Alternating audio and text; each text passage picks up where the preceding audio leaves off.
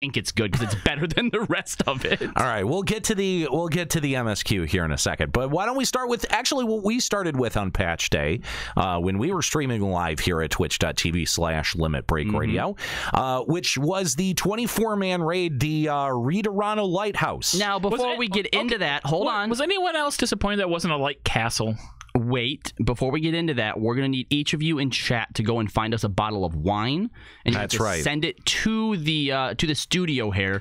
Don't worry, we'll wait. By the way, the next 2 hours is going to be filled with nothing but faffing about before we actually tell you, yeah, it's all right. In places that you've already been to. Like the introductory quest to unlock the Readerano Lighthouse is maybe the most infuriating thing I've done in this game since we were going back and forth from Costa del Sol to get, what was that, cake or something? Cheese, that's what it was. It was a banquet. It was to honor your death because you're going up against fucking Titan. Which I don't even remember any of that. It's really funny because as I started this patch, patch 4.1 and 4.2, I actually got to the point where I started skipping over the cutscenes, right? And so I'm like, you know what? I'm gonna do a little test here. I'm not gonna skip any cutscenes, and I'm gonna see how much of the story I actually understand, having basically essentially not done 4.1 and 4.2. I made it about 20 minutes into questing with the opening the Ivalice raid and was like, nah, fuck this. Skipping cutscenes. It was terrible. Yeah, I was less than impressed. Because here's the okay, so I understand that we criticize Square Enix a lot because of kind of the lack of content for FF14. Does Square Enix know that just heaps of dialogue, technobabble is what it was, does not end up making content? It wasn't even funny. Like, okay, she uses that one blonde aura that comes in to explain whatever the fuck it was she was explaining. You want to make the joke where she sounds too smart and Sid's like, oh yeah, you got to talk dumb to us. Fine. They did that joke 3 times. And it wasn't funny every time. 3 fucking times, and I still had no idea what the fuck she was talking about. I mean, I understood what she was talking about. All right, what was she talking about? Explain it to us. Talking about the ethereal chemical frequencies. Okay, what does that do? What's the point? Well, we need you to bottom line. The point is that the frequencies usually go outward, but in this certain case, they're going inward, so that's why you have to do things differently. God, it's like you're Dude, what? That still doesn't tell me anything. Use the MacGuffin. Oh, okay. Use the MacGuffin. There's a MacGuffin, right? I mean, I'm assuming that's what the aura site is in this? Yes, the aura site. There we go. Yeah. That's why it's different, because the aura site is protruding all of its ether energies inward instead of outward. Deus Ex aura site. Well, then wait. If it's going inward, then how are they hearing the voices from it? Because it's so powerful that way. This is stupid. This is so dumb. I mean, okay, look, when you're adapting a story that already exists to a completely different story, you have to make some really stupid... concessions? That's the word, concessions. Yeah. I mean, every decision that I feel like they made with the Ivalice storyline was bad. Frumpy Raccoon said, the raid story made me want to kill myself. It's, I mean, like, honestly... Same. Like, I do not understand how... Like, between Alexander, Omega, what was even the last 24-man raid? What was that? Void Arc? Void Arc. Yes. And what was that funny word we had for it? Macaque? Macaque. Yeah, macaque. Macaque. And like Void Scent. And this 24-man raid, like honestly, the raid itself is fine. Oh, like, the raid is great. It's fun, right? The story is just dreadful. It's so trash. It really is. We actually, I mean, I made the joke. I mean, we've all made this joke at some point. The whole Dragon Ball Z thing, where we have to become friends with everyone, right? We had to team up with who we thought were the enemy to save. Oh, we have to team enemy. up with Pagamin. No, nobody is truly the enemy. Only Asians. Remember how we thought that Elma got kidnapped? We were all convinced that's why we're going back. Apparently, they just took a book from us at the end of the 24-man raid, and they just give it back anyway. Those dicks. What's the purpose? I mean, to be fair, they did kidnap Alma for like the first 30 seconds of this story. Oh my god. So I'm going to count that as us being right. We were just future right, which is different from present right. All right. Let's actually talk about. Well, hang on. First, before we get into the raid, the really racist kid in this Ramza. story. Yes, Ramza. What a dick. Mole bats. That's so great, though. What a he picks every opportunity to be a racist asshole. Well, that's his character trait, is being obnoxious. So Was that how Ramza was in Tactics? I remember him being absolutely an not. Yeah, okay. None whatsoever. Like Ramza was like stereotypical, like super good guy, right? Yeah, like lawful good character. I must always do the right thing. I'm gonna go into this bar and order milk. So True story. So is this? I mean, is this supposed to be funny or like? I mean, they're two completely different characters, so Yeah. it's. Super Mooney Xanadu says we're being too honest. He would like us to lie to them like the other Twitch streamers do. All right, well, you're a really cool dude. Hey, he subbed earlier. He's kind of a cool dude. Wow, you're a dick, Juxta. I mean, yeah. Frumpy Raccoon, your follower said Ramza position, and everyone seems to be agreeing with him. Oh. So I guess everyone knows that you're the racist person on the cast. Yeah. You were before, though. No, you tried to make me, but I think people Because saw you were through being it. racist. Do we need to talk about the thing that I said today when we were leaving Flint? Yeah, the part where you were racist? Oh, no. That was you. No, you were the racist one. No, that was you. Okay. We were being racist in the car. Yeah. Not we. I'm picking up on that. Anyway, so we go into the reader on a lighthouse, and we've got a lizard that has a really big jackanarm, a racist, his weird sister, and Their some pedophile looking dad. Yeah, oh my God, he does look like a pedo, and some blonde aura chick that can't seem to speak properly. Anyway, so let's actually talk about these fights, because these fights were actually legit pretty fun. What was the first one? Was that the water guy? Yes, Famfrit. Just Famfrit. Does anyone else think of fire when you hear Famfrit? Yeah, kind of. Yeah, I didn't think of anything. I just thought of the server. I don't think I had a context for a Famfrit. Server? Yeah, there's a Famfrit there's server. A Famfrit server. It reminds me of Ifrit. That's why I think fire. Yeah, there you okay, go. Yeah. maybe that's it. Yeah. Maybe that's it. But yeah, no, I didn't have like a frame of reference for a Famfrit. The first fight, though, unlike the last Ivalice, which we had a lot of trouble on going through, we actually managed to one-shot the first boss. I don't know if that was a matter of the difficulty or just having such a Well, yeah, he's eating Tide Pods. He's fucking half retarded.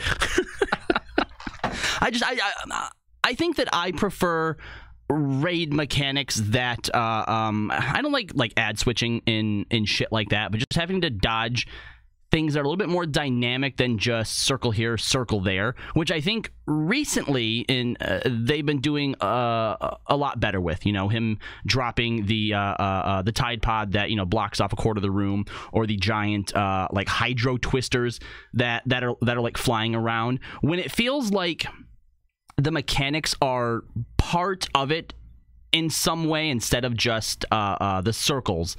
I mean, there's really no difference between them two except for aesthetically. But I guess it's just something that is I hate using this reasoning, but it's a little bit more immersive and it makes it, I don't know, just more fun in my eyes, fine, right? It's fine. I mean, if this water dude suddenly started using like a fire attack, that would just be stupid because it wouldn't be as immersive. Well, I mean, like, just imagine instead of using all the water and stuff in the twisters, it was just literally, all right, this red spot is where something's going to drop, right? The fact that they've been moving to use actual objects and effects as opposed to just the circle targeting stuff, I think it also makes things feel more original. On the second boss, Ivalice, he does a thing where he will pick random squares and like charge around and then in like a different direction, right? That is ostensibly just the Ifrit charge, right? I mean, not necessarily. No, it is the fucking Ifrit charge. I mean, he appears and he charges. Bare minimum, that's what it is. Well, yeah, but then he changes direction too. But it still feels like it doesn't feel old and used out, right? It still feels like fun. Why? Well, I mean, first of all, the fact that Juxta couldn't seem to maintain a stable connection during the Ivalice fight was just that my fight, by the favorite way. part of this whole dungeon. And it wasn't even just Juxta, just people in general. Yeah, That it seems fight like there's a weird specifically. it seems like there's a weird connection issue with specifically Ivalice, and I don't know if that has to do with the way that fight was programmed or whatever. or if it's the platform, the level, whatever Like the it is. zone or whatever. Yeah, but there's something that really doesn't work well with some people's PCs. Does anyone else in the chat, if you had any type of weird lag or server issues during the raid, was it specifically on Ivalice or did you have it anywhere else? Because I didn't have any server trouble or any lag trouble whatsoever. I was fine throughout the entire thing, start to finish. I mean, I don't know that Ivalice necessarily felt like entirely new. I mean, it was a fun fight. Don't get me wrong. But yeah, I don't think that it necessarily between Famfrit and Ivalice brought a whole lot of new mechanics to the team. No, probably didn't. No. Let's talk about Construct 7. Oh, do we have to? Yeah, we do. I don't know. It just doesn't add up, What man. the fuck is a prime number? What even is a prime number? 4. 4 is a Magnets, prime. how do they work? No, seriously, this was pretty clever making people do simple math, because if there's anything that people hate, it's simple math. What? Okay. See, here's the only thing about this that bothers me is knowing that the way that they develop like their raid strategies and stuff, when they sit down, they conceptualize a raid, that they have this rule they follow that you must be able to explain everything that happens in the raid in under 60 seconds in simple terms. I mean, okay. You can.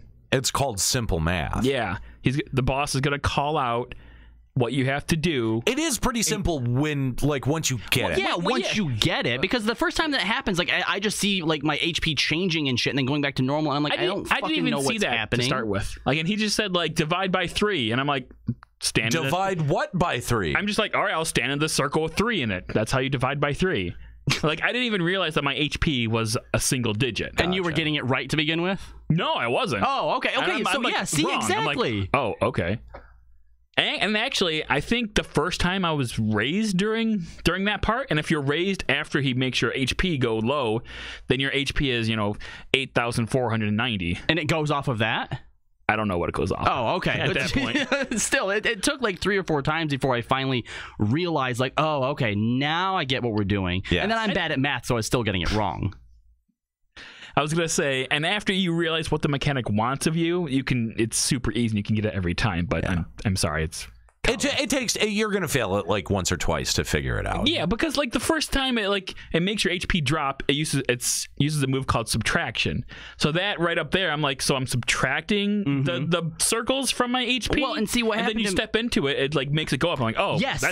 That's what screwed me over once. Is it's all right, divide by 3 or whatever, and I didn't realize I was already standing in one, so the HP I was seeing wasn't my actual number. So I ran over to something, and I'm like, what the? I'm like, what the fuck? That should have been the number. Then I look at my HP and it's different. And I'm like, you mother, god damn it. Yeah, yeah. But I mean, fairly clever. The thing is, I'm disappointed I never got to see his dance. Oh, that's right. He does dance. He does a great Apparently, dance. After you beat the raid, you can go back to his room and can see his dance then. Oh, really? Yep. Or you could just die during the ad fight. Well, why don't you just do the dance for us now, Juxta, so that De Niro can see it? I actually don't remember it. It's like a luau, right? Like a little bit like that, right? Is that what it was? I mean, you got about 10% of it right. All right. Hey, there we go. That's a prime number. But I mean, I do think that they did a great job, designing the zone. The zone is gorgeous.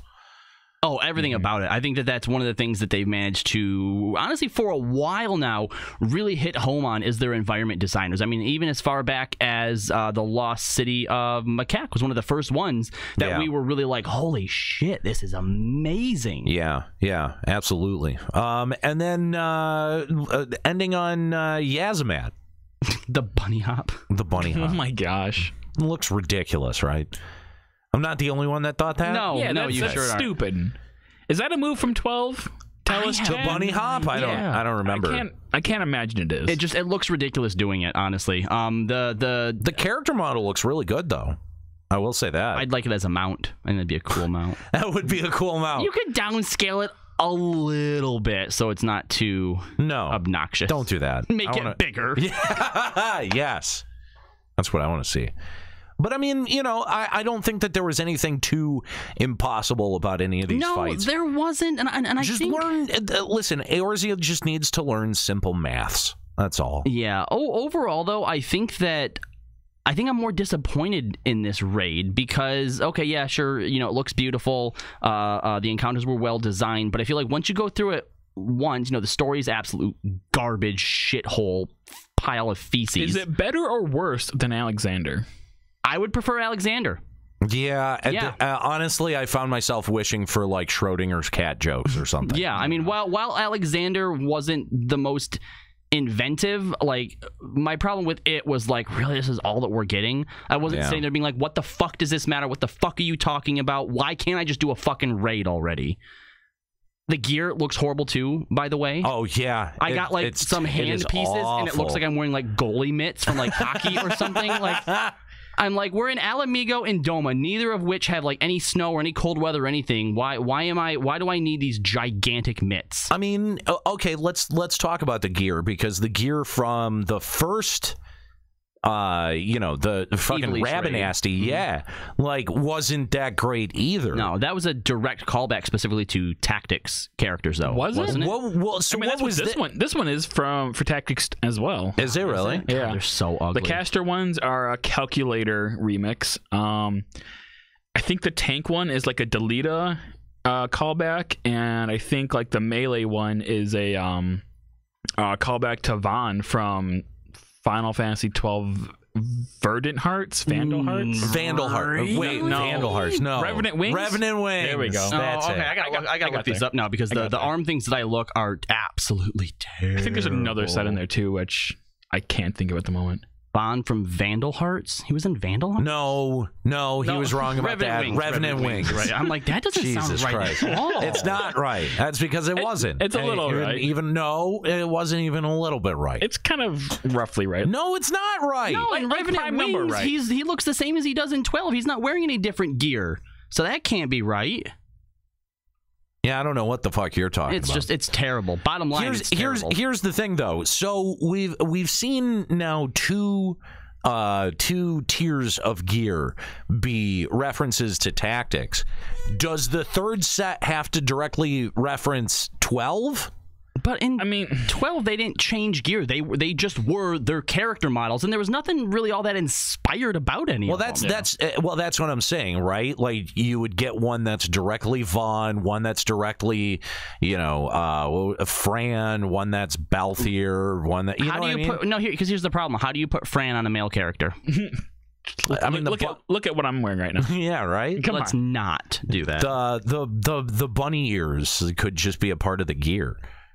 That's just a whole new level of terrible. I know. Which, by the way, it was cool seeing the quest line up to this confirm that Vieira are in the world. Well, incoming new race. Here's the thing. I am really disappointed that Nika's not here, because I want to hear more about her disappointment. That this isn't canon to both Tactics and 12. Hold on. Saying it's not canon, I think, would have been actually a okay defense. But specifically what she said is, I'm so upset that they have overwritten the canon.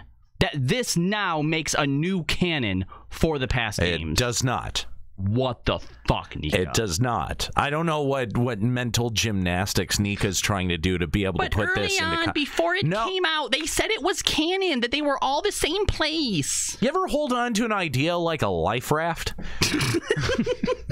I feel like there's a little bit of that going on here. But, yeah, so it's... it definitely, in this section of the raid, confirmed that there is no canon connection between the two games. So it's all a flat canon. It's all a flat canon. Okay. It's all a flat canon. All right. Oh, flat canon. Sure. Yeah.